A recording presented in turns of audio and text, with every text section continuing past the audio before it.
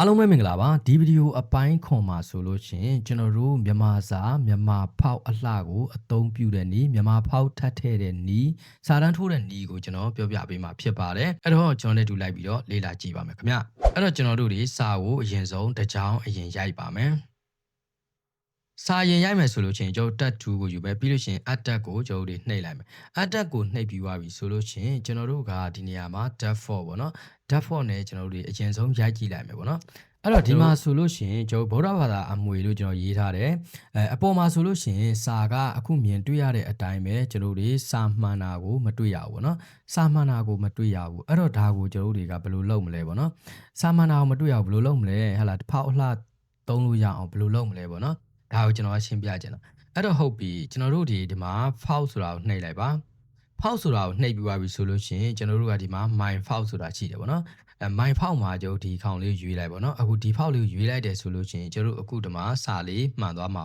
ဖြစ်ပါတယ်နော်အဲ့တော့ကျွန်တော်ထင်သာမြင်သာရှိအောင်ကျွန်တော် style တွေကနေပြီးတော့အဝါလေးကျွန်တော်ရွေးလိုက်မယ်ဒါဆိုလို့ရှိရင်ဒါမြန်မာစာမှန်သွားပြီဖြစ်ပါတယ်ဟုတ်ပြီနော်အဲ့တော့ဒါကိုကျွန်တော်တို့တွေကခုနကဖောက်ထဲကိုပြန်သွားလိုက်မယ်ဖောက်ထဲကိုသွားပြီးပြီဆိုလို့ရှိရင်နောက်ထပ်ဖောက်တစ်ခုကိုကျွန်တော်ထပ်ထည့်မှာပေါ့နော်နောက်ထပ်ဖောက်တစ်ခုကိုထပ်ထည့်မှာဖြစ်တဲ့အတွက် f ဖောက်ကိုကျွန်တော်နှိပ်လိုက်မယ်ပြီးလို့ရှိရင်ကျွန်တော်ဒီမှာ f ဖောက်ကိုနှိပ်ပြီးသွားပြီဆိုလို့ရှိရင်ကျွန်တော်ဒီမှာ my ဖောက်ပေါ့နော်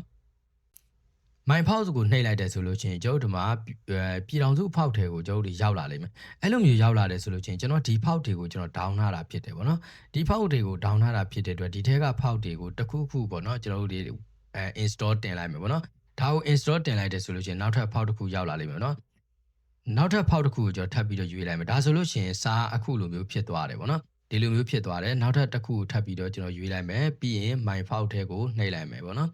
my ဖောက်ကိုနှိပ်လိုက်မယ်ပြီးလို့ရှိရင်ကျွန်တော်တို့ခုနကဒီဖောက်ကထည့်ထားပြီးသားဒီတစ်ဖောက်ကထည့်ထားပြီးသားဆိုတော့ကျွန်တော်ထပ်ပြီးတော့ my ဖောက်ကိုနှိပ်လိုက်မယ်နော်ကျွန်တော်ဒီကောင်နှိပ်ကြည့်လိုက်မယ်ဒီကောင်နှိပ်ပြသွားပြီဆိုလို့ရှိရင်ကျွန်တော်တို့ဒီမှာဒီ April ပေါ့နော်ဗုဒ္ဓဘာသာအမွေဆိုတဲ့ဒီကဆိုလဲဒီဟာဆိုလဲကျွန်တော်တို့တွေကဒါမြန်မာဖောက်မှန်တယ်ပေါ့နော်မြန်မာဖောက်မှန်တယ်အဲ့တော့အခုလိုမျိုးလေးတွေကျွန်တော်တို့လှုပ်ပြီးတော့ဒါအသုံးပြုလို့ရတယ်ပေါ့နော်အဲ့တော့ဒီနေရာမှာကျွန်တော်တို့တွေကပကံကီးဘုတ်သုံးတယ်ဆိုလို့ရှိရင်တော့ပို့ပြီးတော့အဆင်ပြေတယ်ပကံကီးဘုတ်ပေါ့နော်ပကံကီးဘုတ်သုံးမယ်ဆိုလို့ရှိရင်ဒါပို့ပြီးတော့အဆင်ပြေတယ်ခုနကစာကိုကျွန်တော်တို့တွေကအဲ့ဖောက်မှာဆိုလို့ရှိရင်ဒီမှာအခုအတိုင်းပဲမှန်တာကိုမြင်တွေ့ရလိမ့်မယ်ပေါ့နော်ဒါပေမဲ့ကျွန်တော်ပြချင်တာကခုနကမမှန်ဘူးဆိုတဲ့ဒီဖောက်ပေါ့နော်ဒီဖောက်ဒီမှာကြည့်ကြည့်လိုက်နော်ဒါဆိုလို့ရှိရင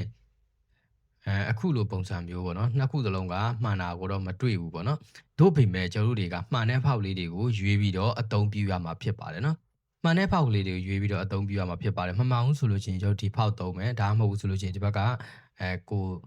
ဒီဘက်ကဖောက်ကိုသုံးမယ်ပေါ့နော်ဒီဖောက်ကလေးတွေကကျွန်တော်တို့တွေဒေါင်းပြီးတော့ထည့်ထားရမယ်ပေါ့နော်ဒေါင်းပြီးတော့ထည့်ထားရမှာဖြစ်ပါတယ်အဲ့တော့ဟုတ်ပြီကျွန်တော်ရပြီဆိုလို့ရှိရင်ဒါကိုအမှန်ရှင်းပေးလိုက်ပါတော့ဒါဆိုလို့ရှိရင်ကျွန်တော်တို့ဒါစားတယ်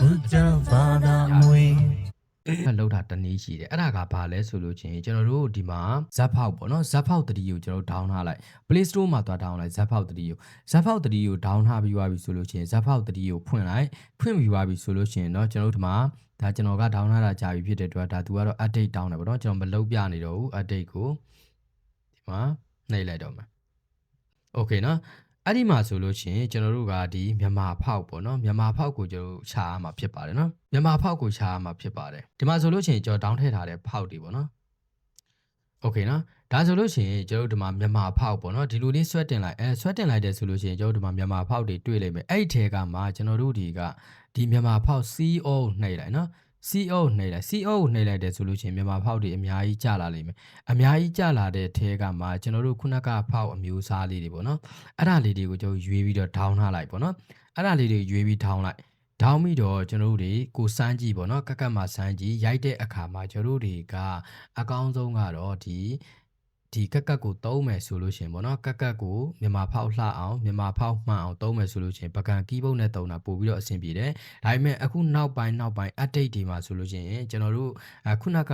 သုံးတဲ့ K ကီးဘုတ်လည်းရတယ်ပေါ့နော် K ကီးဘုတ်လည်းရတယ်အဲ့တော့ပကံကီးဘုတ်တို့ K ကီးဘုတ်တို့ကျွန်တော်တို့သုံးပေါ့နော်ဒီမှာပြည်ထောင်စုဖောက်တို့ဟာလားအများကြီးကျွန်တော်ဖောက်တွေကြီးတယ်အဲ့ဒီဖောက်တွေကိုကျွန်တော် download ဆွဲလိုက် download ဆွဲပြီးသွားပြီဆိုလို့ရှိရင် download ဆွဲထားပြီးပြီဆိုလို့ရှိရင်ဒါဘာမှလုပ်စရာမလိုတော့ဘူးမလိုဘူးကျုပ်တွေကဒီကက်ကက်ထဲကိုဝင်လိုက်ဝင်ပြီးသွားပြီဆိုလို့ရှိရင်ခုနကလုတ်တယ်လို့ပဲ ခုနကလှုပ်တယ်လို့ပဲဒီမှာကျွန်တော်တို့တွေကဖောက်ဟလာဖောက်ကိုသွားပြီးတော့ချိန်ပေးလိုက်ပေါ့နော်ကိုဖောက်ရှိပြီးသားသူဆိုလို့ရှိရင်တော့ကိုဆက်ထဲမှာကိုဖုန်းထဲမှာဖောက်ရှိပြီးသားသူဆိုလို့ရှိရင်တော့တခါတည်းဖောက်ကိုရွေးပြီးတော့စာရိုက်တာကောင်းတယ်အကယ်၍ဖောက်မရှိသေးတဲ့သူဆိုလို့ရှိရင်ဒီ default နေရာမှာပေါ့နော် default နေရာမှာထားပြီးတော့စာရိုက်ပြီးတော့မှဖောက်ကနေသွားပြီးဆိုလို့ချင်းမိုင်ဖောက်ထဲကိုဝင်ပြီးွားပြီဆိုလို့ချင်းဒီမှာဝင်ပြီးတော့ချိန်လို့ရတယ်ပေါ့နော်ဒါကတော့ကျွန်တော်တို့မြန်မာဖောက်လဲမှန်ကန်အောင်လုပ်တဲ့နီလန်ဖြစ်ပါတယ်ခင်ဗျအဲ့တော့အပိုင်း၈ကိုကျွန်တော်တို့ဆက်ပြီးတော့လေ့လာပေးပါခင်ဗျ